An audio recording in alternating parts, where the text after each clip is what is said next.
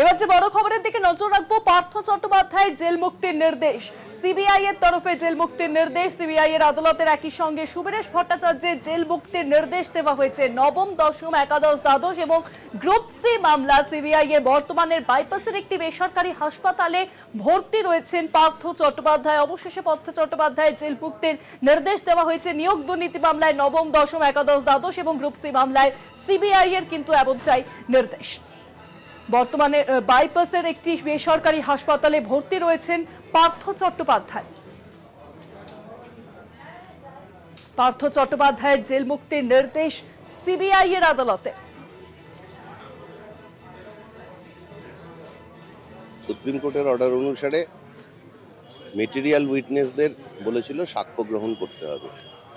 8 জন করে material witness group C 9, 10 এবং 11, 12-এ CBI দিয়েছিল। এই 8 জনেরই সাক্ষ্য গ্রহণ আজকে কমপ্লিট হলো। গত 7 তারিখে এই আজকে যে 8 নম্বর উইটনেস, তার এক্সামিনেশন ইন চিফ মানে পিপির প্রশ্ন উত্তরের যা যা ডকুমেন্ট সিবিআইকে দেওয়ার সব কমপ্লিট হয়েছিল। পার্থ চট্টোপাধ্যায়ের রেসপেক্টে ক্রস এক্সামিনেশনও কমপ্লিট হয়ে গেছে। আজকে বাকি অ্যাকিউজদের লয়ারদের ক্রস এক্সামিনেশন কমপ্লিট হলো। সুতরাং আর ওনার নামে আর কোনো কেস এখন নেই। সমস্ত কেসেই উনি জামিনে আছেন এবং বাকি সব কেসে যে বন্ড যেটা বলে বেল বন্ড, সেটা সব সাবমিট করা হয়ে গেছে। রিলিজ অর্ডারও জেলে চলে গেছে। সুপ্রিম কোর্ট যখন এরা বেল মুভের জন্য গেলেন, পার্থ চ্যাটার্জি, সুবীরেশ ভট্টাচার্য এবং এসপি সিনহা, এদের বেল অর্ডার দেওয়ার সময় প্রি কন্ডিশন দিয়েছিলেন অনারেবল কোর্ট। অনারেবল কোর্ট বলেছিলেন যে যারা মেটেরিয়াল উইটনেস তাদের যদি সাক্ষীটা হয়ে যায়, সেই সাক্ষ্য গ্রহণের পর তারা কিন্তু রিলিজ হবে। জামিন দিয়ে দিয়েছিলেন, কিন্তু বন্ড বা ফার্দার ফর্মালিটিস হবে না যতক্ষণ না সেটা কমপ্লিট হয়। সেই অনুযায়ী 8 জন সাক্ষীকে জিজ্ঞাসাবাদ হয়েছে। সিবিআই লিস্ট দিয়েছিল, কোর্ট সেটা অ্যাপ্রুভ করেছেন আফটার হিয়ারিং, এবং সেই অনুযায়ী আজকে সেই হিসেবে সাক্ষ্য গ্রহণ পর্ব শেষ হলো।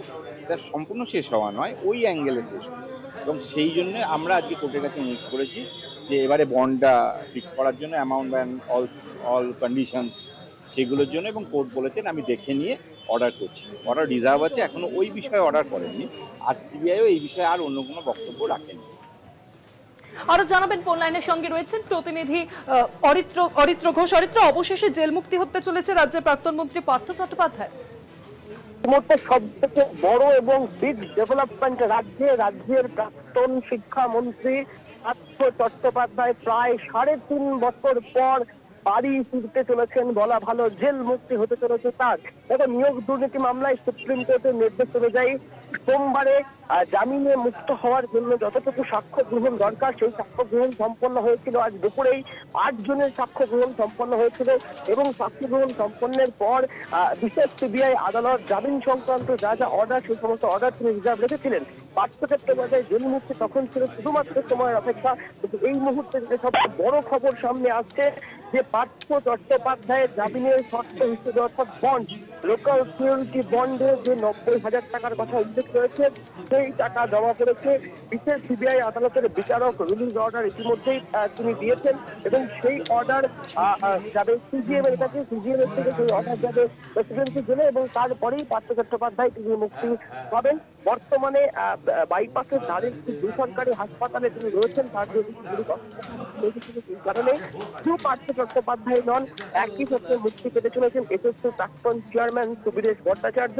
খুব উল্লেখযোগ্যভাবে নবম, দশম, একাদশ, দ্বাদশ এবং সিবিআই যে মামলা ছিল, সেই মামলাতেই যে পুরো প্রক্রিয়া, সেই প্রক্রিয়া ইতিমধ্যে সম্পন্ন হয়েছে, এবং আইনি যে সমস্ত জট ছিল সেই সমস্ত জট ইতিমধ্যে কেটে গিয়েছে বলে সূত্র মারফত জানা যাচ্ছে।